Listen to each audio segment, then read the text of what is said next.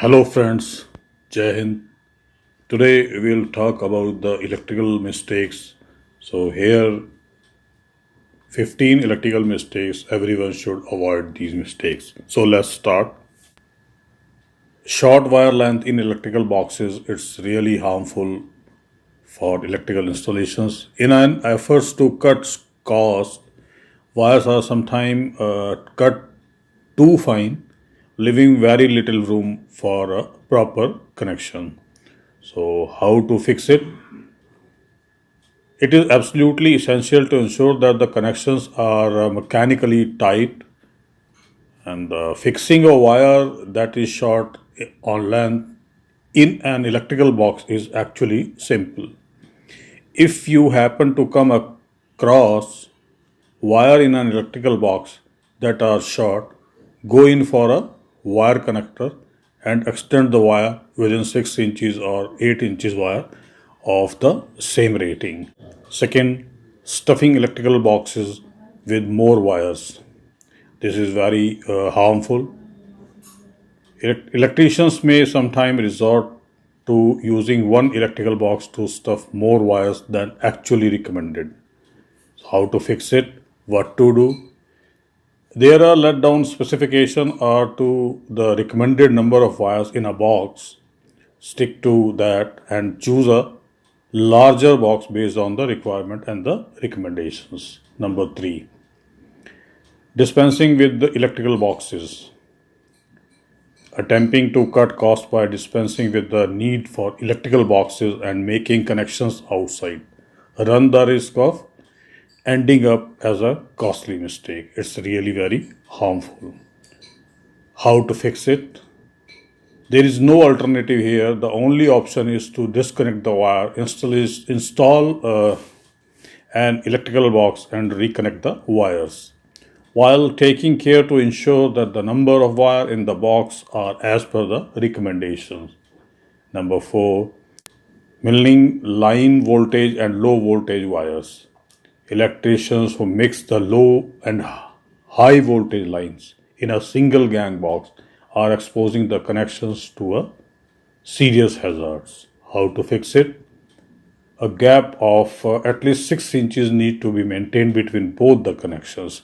Ideally, a separate box need to be used for low voltage and line voltage. In the event that aesthetics and space requirement mandate the need for using a single box, it would be a good idea to use a box that has approved divider in between. Number 5, leaving wires unsecured without clamps. Electricians are known to take shortcuts in some places, confident that everything is in order. How to fix it? In boxes that do not have inbuilt clamps, it is necessary to opt for external clamps which can be installed.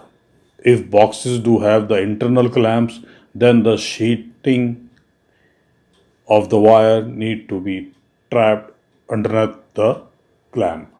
Number 6, installation without grounding. Many individuals often replace power outlets without the necessary grounding. What to do? There are 2 options available here. The first option is to replace the 3-pin outlet with a 2-pin model. The second option is to establish a path back to the main panel. This may not be possible in all cases, especially if a metal conduit is not installed. Number 7, connecting new fixtures to old connections. How to fix it?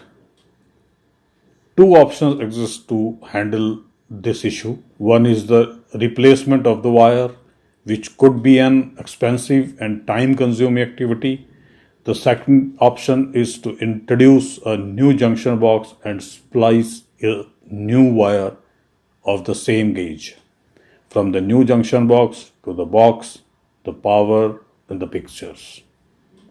Number 8, improper fixing of outlets. outlets and switches that are not fixed properly due to improper installation practices and likely to result in a serious life hazards. What to do?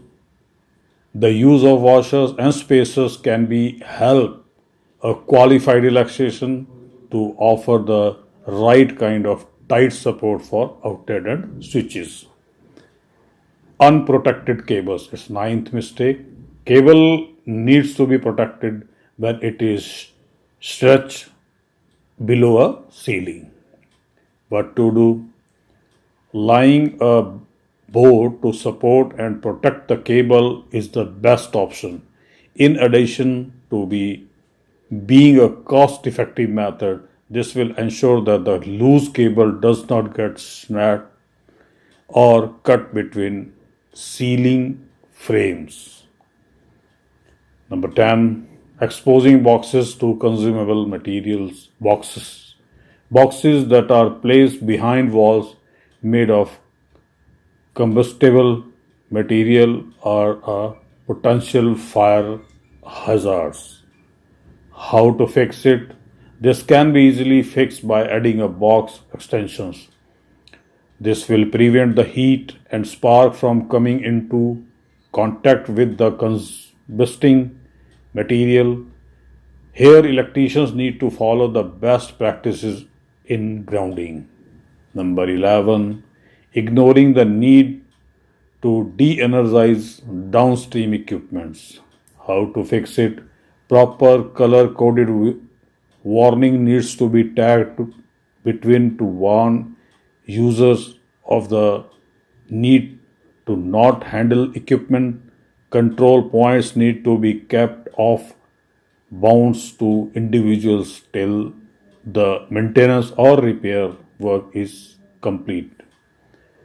This needs to be followed diligently and be integrated as a part of standard operating procedures. Mistake 12. Wrong connection to neutral terminals. An electrician who does not have sufficient experience is likely to reserve the neutral connections. How to fix it? Check the colored codes. The white goes to the neutral terminal, which is colored in a lighter color. Number 13. Wrong circuit interpreter connections. A ground fault circuit interpreter is intended to offer protection to humans by preventive shocks. How to fix it?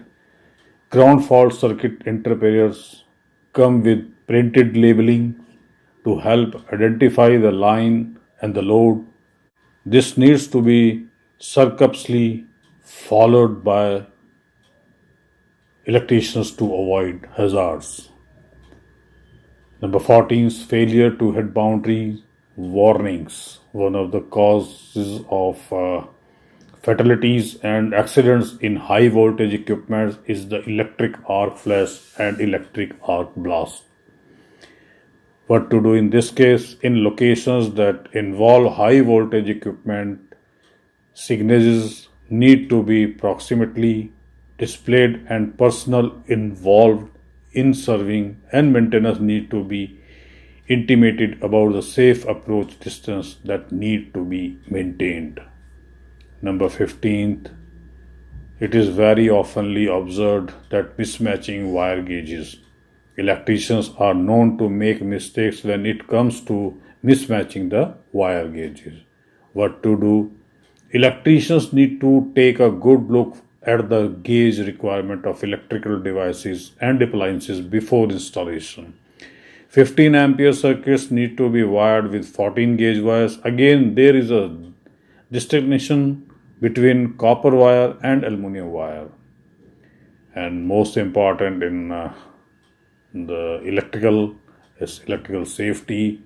The need to regard electrical devices as energized till one is sure. Second, the need to ensure that downstream devices are powered off. And third is the need to use only those equipment that have handles of a no conducting material. Number 4, work with one hand wherever possible to prevent electricity passing through the chest. Fifth is be aware of risk associated with the cold rooms where condensation occurs. Number 6. Never let accident turn more serious. Turn off power before attempting damage control. 7th is before rescuing individuals or equipments in contact with live wire, turn off power sources. The need to drain capacitors before commencing work. 9th is ensure that electrical contacts and conductors are covered protectively. Few regulations are there. We need to follow those regulations. The need to use the right material, choosing the right contractor. Licensed electrical contractors is more important. The use of licensed and certified electrical contractors takes away most of the guesswork. For instance, a certified contractor would have received certification only after having cleared the basic requirements that are mandatory. And for the purpose of earning the license or certification, the contractor and the person involved in the task are more likely to have refreshed themselves on the best practices in a formal setting. This exposure to the best practice gives all electricians greater experience to handle challenging tasks. So friends, this was little about the electrical safety. For more technical videos, please subscribe my channel, like this video, share with your friends, and if you have any doubt or you want to appreciate my efforts, please comment. Our channel is Engineer Pavan. Thank you very much. Jai Hind, Jai Bharat.